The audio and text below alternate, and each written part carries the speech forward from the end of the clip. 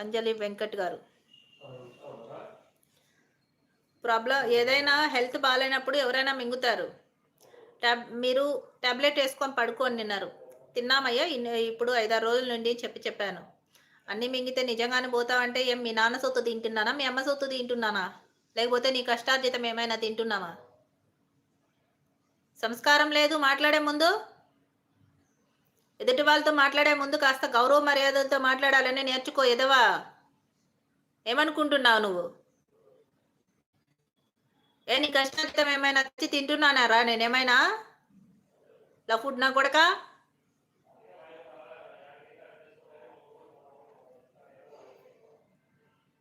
మర్యాదగా మాట్లాడు. నీలాంటి సబ్స్క్రైబర్ లేకపోయినా పర్లేదు నాకు. గౌరవంగా మాట్లాడు. అది నేర్చుకో. ఎదవలు వెటకారం చేసేవాళ్ళు ఎవరైనా